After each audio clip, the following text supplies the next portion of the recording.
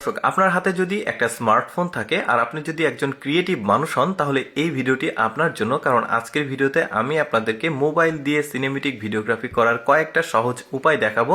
এই ভিডিওটি পুরোপুরি দেখলে আপনি নিজেই কিন্তু সুন্দর সুন্দর সিনেমেটিক ভিডিওগ্রাফি করতে পারবেন। দেখুন এই সিনেমেটিক ভিডিওগ্রাফিটা কত চমৎকার এসেছে।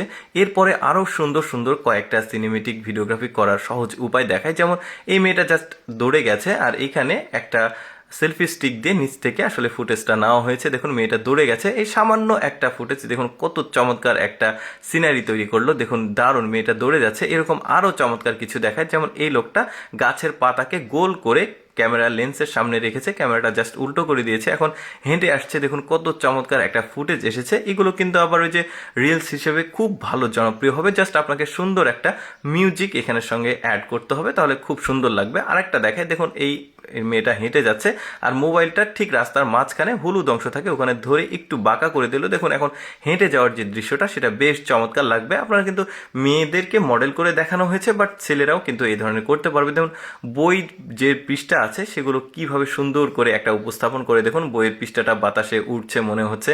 আপনারা ভিডিওটা একটু থামিয়ে থামিয়ে কিভাবে কোন অ্যাঙ্গেলে শ্যুটটা নেওয়া হচ্ছে এগুলো দেখলে নিজেরাই করতে পারবেন। দেখুন ফুলগুলো পড়ছে, এখানে সাদা ফুল ব্যবহার করছে, আপনারা কালারফুল ব্যবহার করলে ভালো লাগবে। মেয়েটা জাস্ট সমুদ্র সৈকতের ধারে এখানে দাঁড়িয়ে আছে, লোকটা জাস্ট এক ক্যামেরাটা ধরে কানেক্ট করে পেছনের দিকে নিয়ে এসেছে। দেখুন কত চমৎকার একটা ফুটেজ তৈরি হয়েছে। তবে এখানে একটা ব্যাপার আছে, আমি একটু পরে গিয়ে সেটা আপনাদেরকে বলছি। তার আগে কিভাবে কোন অ্যাঙ্গেলে শ্যুটগুলো নিচ্ছে একটু মনোযোগ সহকারে দেখুন।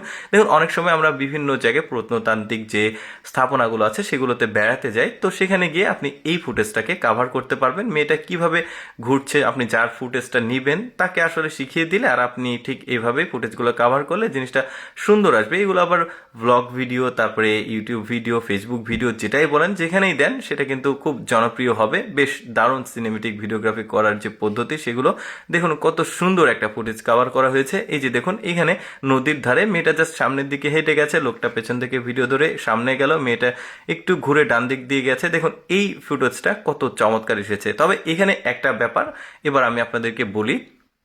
দেখুন আপনারা যদি এই ধরনের সুন্দর সিনেমেটিক ভিডিওগ্রাফি করতে চান তাহলে আপনার মোবাইলে অবশ্যই অ্যাটলিস্ট 60 FPS সাপোর্ট থাকতে হবে, ফ্রেম রেট আর কি, যেটা মিড রেঞ্জ বাজেটের ফোনগুলোতে থাকে। মানে ক্যামেরা সেটিংসে যাবেন, ফোনে গিয়ে দেখবেন সেখানে 30 FPS আছে না 60 FPS আছে।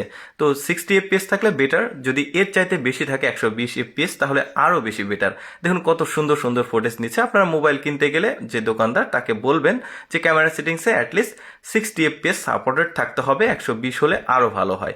যাই হোক দর্শক, দেখতে পেলেন কত চমৎকার চমৎকার ফুটেজগুলো কাভার করা হয়েছে মোবাইল দিয়ে। কেমন লাগলো আজকের এই সিনেমেটিক ভিডিওগ্রাফির ভিডিওটি কমেন্ট করে জানাবেন, আর এইরকম ভিডিও প্রতিদিন দেখতে আমাদের পেজটি ফলো রাখুন।